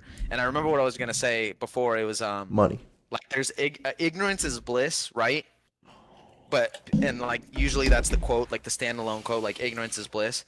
But I challenge it and go a little further and go, ignorance is bliss, but there's beauty in pain. Like if you never experience pain, like you can't really experience like the full like. Is that a quote from JJ? Is that a JJ quote? Have you found that somewhere? Bars. Money. Money healer. Like ignorance is. Say it again. Ignorance is bliss. Ignorance is bliss, but there's beauty in pain. And those are usually two standalone quotes, but I like them together because it really like fills the picture of like, yeah, sure, like if you avoid something, you can think you're in bliss. But like if you never like beauty in pain, like if you don't go through that pain, like do you really know like true beauty, or like can you have beauty without pain? Like there's a struggle to everything in life. There's like a struggle to situations. And so that's what I was like trying to remember. But how long did it take me to find my grieving process? Like it's a work in progress. I'm 25 years old. I'm still trying to figure it out. Still plenty of time, bro. And the biggest, I think, advice that I could give to anybody is like, if you have that one person that's like been with you through everything, it could be a friend, could be a sister, it could be your mom, your dad, like somebody that you're genuinely like super close with and have seen you at your lowest point or whatever, like ask them. Like I had to reach out to like my future wife or future life partner of like, hey, like I was pretty intoxicated, and I messaged her and I was like, hey, how did I deal with like this in the past? Like you've been there with me, like you've seen me, and like sometimes the grieving process is so subconscious, like it's you just do these things without thinking and like actually noting it and like being self-aware, that like it takes that question of like, hey, what did I do when I was at my lowest before? And she listed it out. She was literally like, well, you did this, and then you did this, and then you kind of just pushed people away, or like you went through your alcoholism, you went through shutting it down, and then you pushed people away, and then finally like you came around again. Yeah. And it's like it's seeing those steps and like being like, okay, well, I don't want to damage my liver, and I don't want to like drown my emotions away. So how about I skip these first 2-3 steps and go directly to like, hey, like I need help, or like I need somebody to talk to about these emotions, because I see myself going down this path. It's like with grieving and like hardships for me, it's like it's almost as if it's the same road, different scenario, different text, like same paragraph, different text, same story, different characters. And all you have to do is figure out like where those little shortcuts or like glitches or things are to like circumnavigate that system and to make those lows not as low. As low. Yeah. It sounds like she's a real logical person. Yeah. When you were talking, you said my future wife. Yeah, future wife, future life partner is a better way to put it, but yeah. And why are you saying that? Because we kind of agreed on it. Like right now, her situation is a lot, and we can get into it to give some backstory if you want. Send it. Okay, so You want to? Hey, one of your topics you gave me was grieving, and the second one was love. So send it. Fallen. She has been through. She's 22 now, Okay. so she's been through a lot of hardship in her own life. Divorced parents. Sorry, Hev, if you're listening to this and like I'm saying too much. Her name's Heaven. Heaven. Okay. Kind of funny, right? Amen. That's something, bro. Right? Like, Hey, there are no coincidences, bro. Yeah, that's a point I believe in too. Like no coincidence. Like everything happens for a reason. Yeah. So she's gone through it all. Like her dad just passed away recently, like during COVID. Her like biological dad. Her parents were divorced and everything. We've been in the trenches together, like through it all. Like she's dropped me off at girls' houses. She's seen me at my low. She found me when like I was like when I tried to OD. Yeah. Like she was the one that found me and like worked me through that. Like she was the one that picked me up, or like I went to talk to after I'd like gotten taken advantage of. Like she's been there for the successes, like the bad, the good, like all around all of it. Yeah. And like I consider her a really good friend. And now like I'd consider her more like a life partner because like she's been through the highs and lows. Was this? Yeah. Did you mention her earlier, like 30 minutes ago? This is the same person you're talking about? Yeah. Yeah. Okay. Bitch, Yeah. bro. Yeah. No. So for me, Like yeah. So like, why are you pushing her away, or why haven't you even like what's stopping you from when we get off of this texting her, "You're my life partner. I want to be with you." Oh, she already knows. Like we've already talked about it. Okay. Now. So where are you guys at? Where we at? Well, she's married right now to one of our other best friends. So she has a friend in the. No! I didn't. Oh my god. No! Fuck! So, lived in Oregon. She lived in Oregon forever, and we had this huge friend group, and we would all go to this one guy's house, like a mutual friend, and we would all party. Like it was the wrestling house, like if you ever knew, like that. Like it was like all the wrestlers lived at the house. Like animal. The clique. Yeah, it was the clique. Yeah. So our mutual friend, she went to the army. Hey, Funky! She's a combat medic. That's what she is. Oh no. Oh no. So I was gonna marry her for the benefits. My man. That didn't end up working out. And she married Hev. So she married Heaven. And they're married right now with the benefits, and they live out in Colorado right now. Wait, it's a lesbian relationship? Yeah, but they're not like lesbian. They're doing it for the benefits. My man! Hey, Bosa. Shout out to Bosa, my boy. Oh. Because Evan wants the benefits then. No. The other person does. Oh. Yeah. No, it's a give and take. It's just like Bosa. Bosa, he's getting BH, she's getting citizenship. Straight contract marriage from the army, bro. Money. Yeah, It's a symbiotic relationship. Like you get a housing allowance, you get more stuff from the. You already know what it is. Yeah. Hey, ask me why I was married in the first place. Yeah, it's a big reason why a lot of people in the army. Get married. No, the divorce rate is through the roof in the army. It's almost 100%. I would hazard to say it's 85. Yeah. So I she's would guess married. 86. Fuck you. So she's married right now, and she's doing her thing with them. But in like 6 months' time, or like however long, the girl that she got married to, the one that's in the army, found a guy. And Let's go. They're gonna get together. So they're gonna go through the divorce process and everything.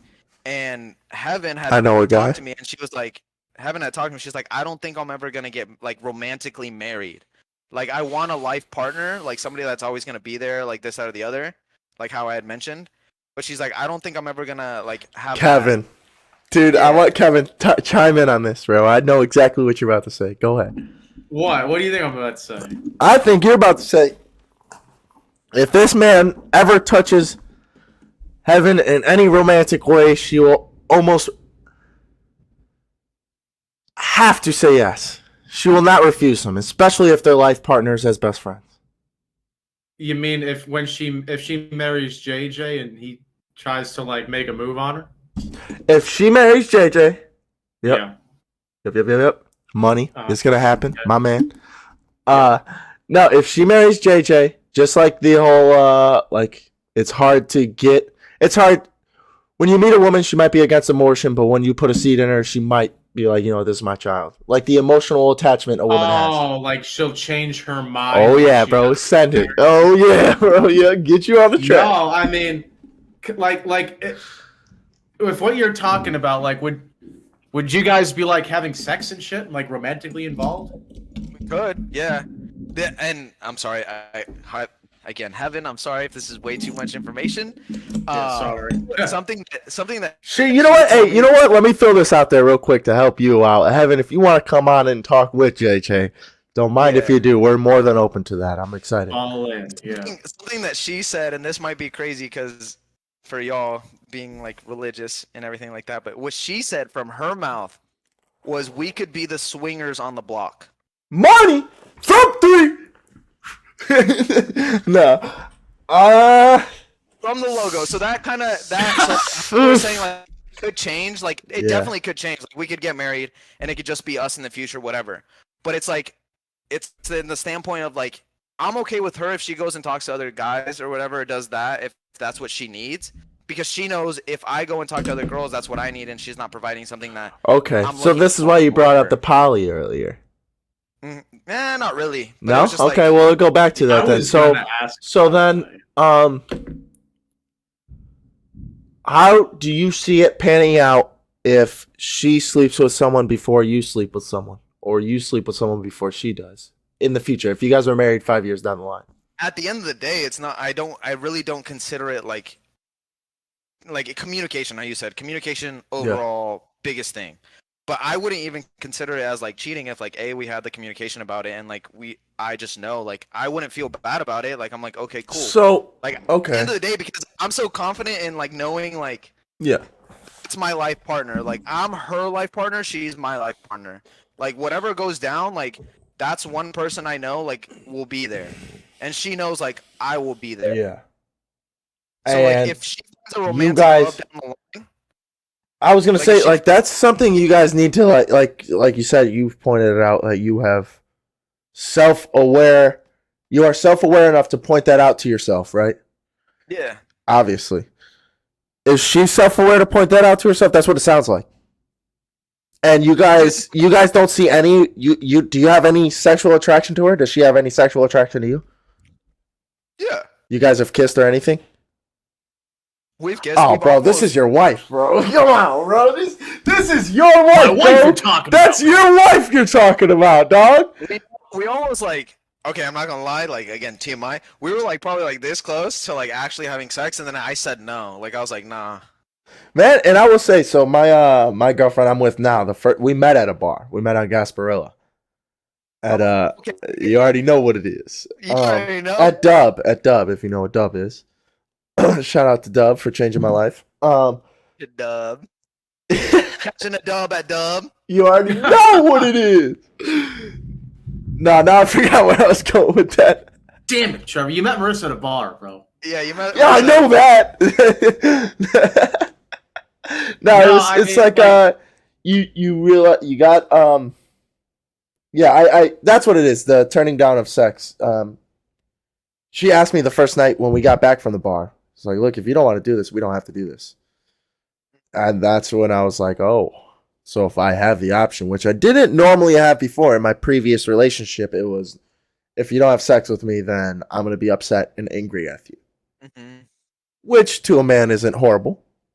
However, when you're turning 25 soon and you want to start having a family, that is an issue. So it is important. That is kind of unique. There are no coincidences that you turn it down. And the only reason I did not, and I will stand on my ground on this, is because of my past. I thought she would actually genuinely get upset, and I thought she would not talk to me again. Yeah, Kevin, what do you have to say about this? You haven't talked in a second, so I want to hear Yeah. Well, Spit I'll it. put it like Yeah, this, spit it. dude. And again, I'm just speaking personally. Yeah. If I'm going into a long-term serious relationship with someone, Yep. and I know that we're not going to be like exclusive to each other, at that point, I don't see a point to getting married. Like, if you know that you're going to be with other chicks and she knows she's going to be with other men, like if you're not getting married for like BAH or Okay. like No, a specific I have a great. I want to bring more out of you because I do know this from you. okay. Let's say you and Floor are in that situation, and you got Kendall Jenner on the line. Is that you guys are in that open situation? Because Floor's your best friend, right? You guys grew up in high school together. I mean, you guys been through thick and thin in the trenches. Yeah, she's pretty cool. She's all right. It's whatever. I would never tell that to her face. Yeah, no, I would never let her know. But if she did come to you, let's say a year from now, you guys already have a kid. This is your best friend in the whole world, other than me. Do you don't see yourself being able to work with that at all? That's a hard no. If Flora came up to me and said she wanted to be in an open relationship, I said you can walk out the open door right there. Yeah. No, yeah. Yeah. It would be a full stop, dude. I could see people like if you're famous, right? Then I could see it work. What Like, about including someone in the relationship as well? Sorry. Oh hell no! No? I think that's gonna. It wouldn't work. It wouldn't work for me. No, That's for wrong. you don't think you could handle it. No, I think it would cause far more problems than would be worth for More cons than pros. 15 minutes. Yeah, no, it would just be the juice wouldn't be worth the squeeze. I could see it being like if we were famous. Like, you think LeBron James' wife doesn't know he fucking screws other chicks on the road? Is he boning? Of course she does. He Of boning. course she does. He boning. And she probably does the same shit, but she's married to him for access to that lifestyle. Yeah. So it's like there's a mutual benefit there. Do you But, ever like, see for yourself say, like, because you know Floor is for sure the woman you're married to, for sure the woman you want to have your kids with. Me, yeah. Let's say you hit $1 million, you're a millionaire, because we finna hit that. Not if, You know, it's a win. When When we Yeah, hit that, when. you don't see yourself adding anything to that. You don't see you want to put that million towards Floor and towards your family, right? yes. That's what I'm seeing too. All right. Like if I had $1 billion, would I divorce Floor? And No, not divorce. No, that's not what I'm talking about. You guys are gonna stay married. You have $1 billion. You're gonna stay married. You're gonna still have your 3 children, and then you're gonna say, "Look, I got $1 billion. We have our children. We're living the lifestyle. We're 35 now. I'm a good-looking male. I mean, come on, look at you. I mean, You have you come seen on. me? You know what I'm saying? Like, you don't. You would rather shoot for shot. Yeah. If I was in that situation, I would look at putting my money into something that I'm going to see benefits for. Okay. I wouldn't want to be like. I'm not saying you're dumping money into a woman. Jesus Christ, Kevin. What do you mean? Like, if I had $1 billion, would I just be wanting to bring someone else into our relationship? Yeah, exactly. Yeah. Access to Yeah. Oh, no. Yes. It wouldn't be worth it, dude. Because to me, if I'm doing that right, all that I'm going to be using that person for, as horrible as it sounds, a wet hole. Money. Plain and simple. And but like me Sub 3. being in that wet hole for 15 minutes, or in Trevor's case, 30 seconds, is not going to be worth. Marissa. It's not. Yeah, it's just not going to be worth it, bro. Like, because that's the thing too. Like, as men, we don't get as emotionally attached as women when we have sex. So it's like, I think, I don't know. I just don't think it would work for me personally. Floor's a very jealous woman, as I'm a very fucking jealous man. Like, yep, me too. Like, if I'm married to someone, I'm not gonna say she's my property, but that's like my freaking wife you're talking about, bro. Like, it would just, I don't know, it wouldn't work for me. So JJ, yeah, what do you think about all this? No, I respect it, bro. Like, I've always seen both sides to this coin when like going down this path, because like, I guess like when I think about it, it's like when I think about her being with other dudes, it's kind of like a loan process, I guess. Kind of like you don't like saying like she's your property, but like in a way, for lack of better terms, it's like Okay. this is the best way to put it. I'm glad you said that for lack of better terms. So, For lack of better this terms, man like, said, "Loaded, what's the interest rate on this hoe?" like, if you can't handle the heat, like get out of the kitchen, you know, Yeah. like type of shit. Yeah. It's kind of just like if I can't, how do I say it? If you can't deal with someone being inside her, then you can't be inside someone else. God, No? That's how I see close. it. You're close. That's how I see it. If That's I how you can't, see it? yeah, if I can't, let's just put myself in the room with the woman, literally in the situation of a cuck, and he's watching another dude fuck my wife. Not a chance that I would be willing to fuck another woman for that. You know what I'm saying? Like, I would not, because in my eyes, I would be the second person. Because I would be too scared to fuck someone first. So she would fuck someone first, and then now I'm stuck in this situation where I don't think that's okay, and I'm gonna go insane and start fucking everybody. I think the best way I can put this is like I don't put sex as highly rated as everybody else because of like the grieving thing that I've gone through and like what I'm going through right now. It's like with this girl that it didn't work out that I waited 2 years for, right? Part of my grieving process was like they always say, to get over somebody, you got to get under somebody, right? You already know what it is. Yeah, you already know what it is. Shout out to Fayok for teaching me that one. Like I did that, and no shame, like no like anything against myself. Like I genuinely started to develop ED. Why? Because like sex was it started to feel like a task. It started to feel like homework. It started to feel like something that just like I had to perform, I had to provide, I had to do this, like I had to do that. Like when the girl came over, like I was honestly not. I was like, yeah, I'm horny right now. Like yeah, I could fuck somebody. And then But she it's come so over, much work. Yeah, literally, like it's just like, oh, this is so much work. Like I don't want to be doing this right now because it's like I'm just doing it for like the feeling. So for me, like sex in a relationship, like it's not as huge of a part. Like for me, it's more the aspect of like, are you gonna be there for me when I'm like I'm again at my lowest point? Or Man, are you JJ, I'm glad we met. Yeah, like you, JJ. Yeah, JJ, I'm glad we met because I mean, if Marissa's right here, if I put her on the mic and you said those same things, I she'd be like, well, "Is that Trevor? Am I talking to Trevor?" Like it's the same shit, bro. Like it's, and it brings up my next question.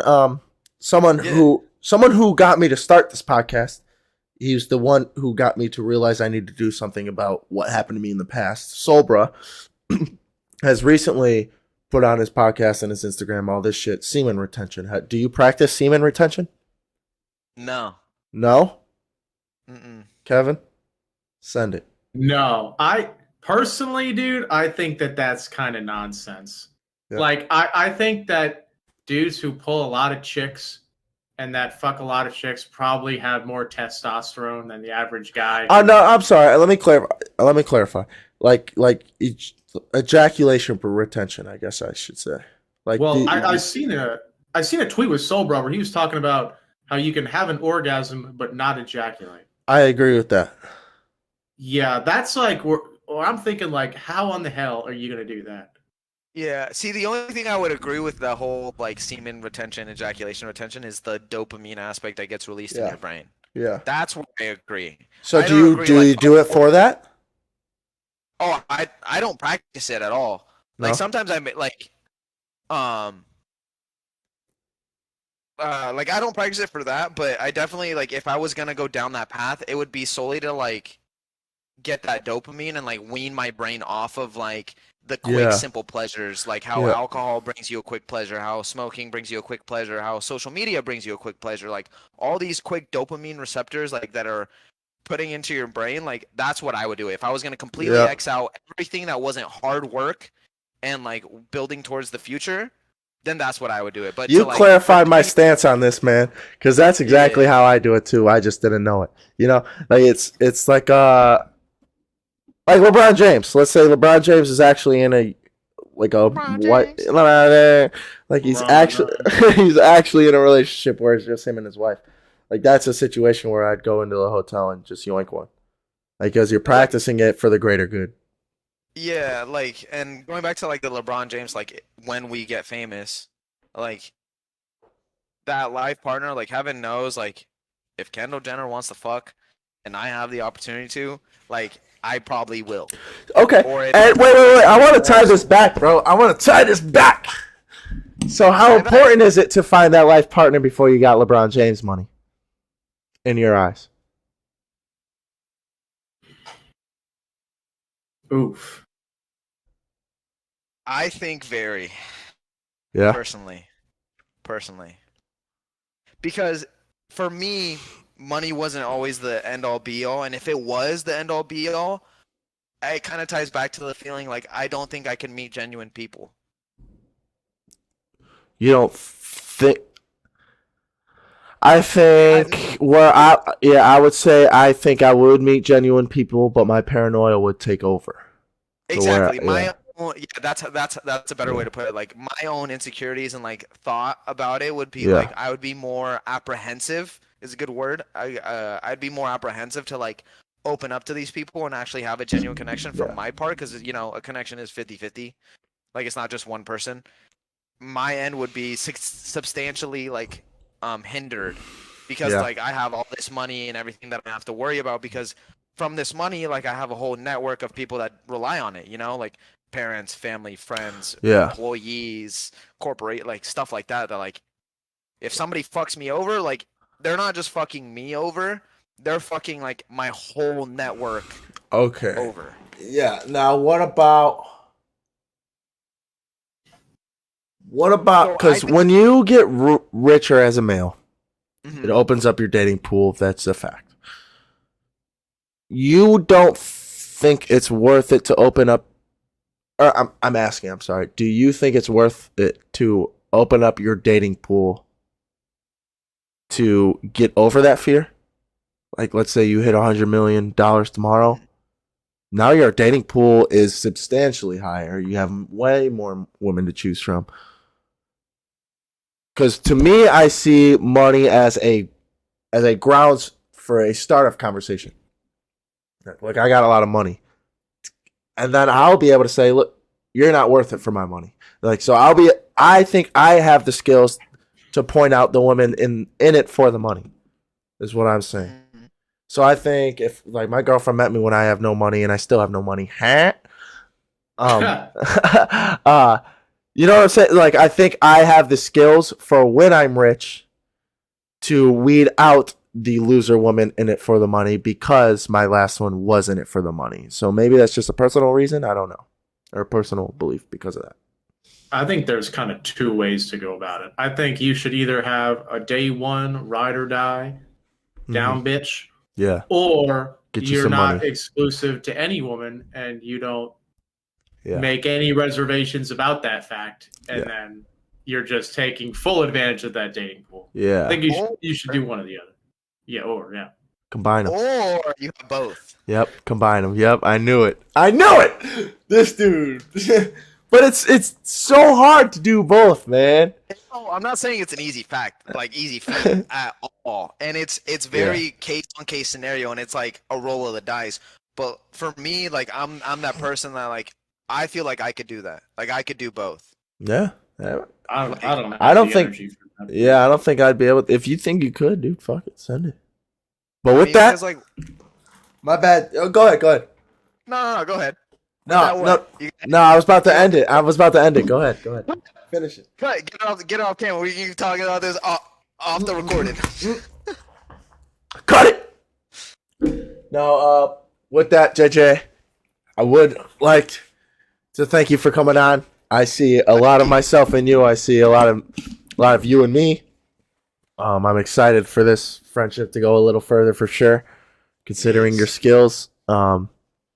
Is there anything you want to say for someone who was in your shoes during those low times? What is one thing you've learned from your low times, from that low, that bottom low, or maybe it's the second low, that you'd like to tell someone at that bottom low? From the low.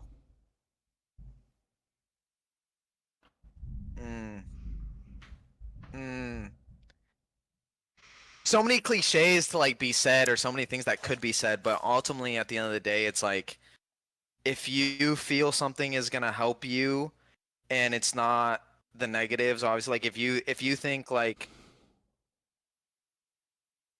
no, what do I want to say? You're good, bro. We got time.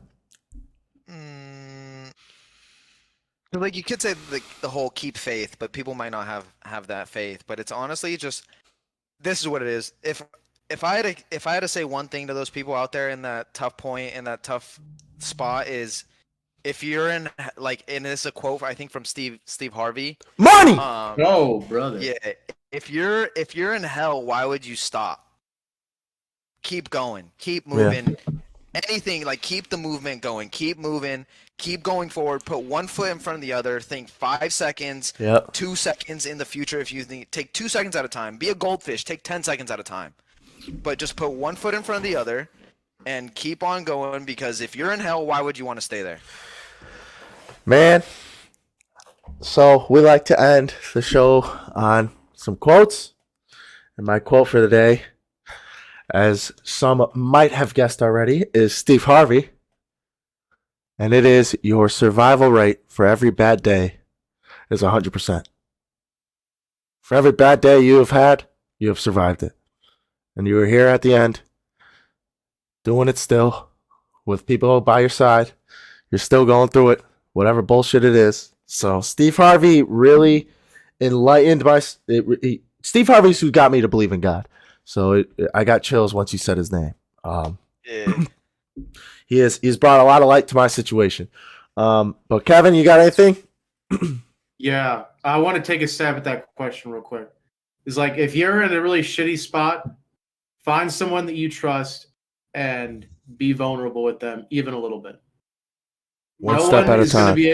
No one's going to be able to help you unless you admit to it. So find someone that you trust and try and be vulnerable, and I guarantee you it will work out. That's all I got to say, though. For me, yeah, that was Kevin, and that is the start of the podcast. Yep. So amen. Be vulnerable for that, with someone. Yep. And thanks to JJ for coming on, dude. Really enjoyed it. Yeah, good looks, JJ. Me, guys. You'll be back. You will be back because we game a lot. So I'm excited for this. You got some skills. Yes, you could give me. I got some skills I could give you. I'm very excited. We got a future ahead of us, boys. Let's keep it going. Right one. Let's go, baby. For that, catch y'all later. Peace.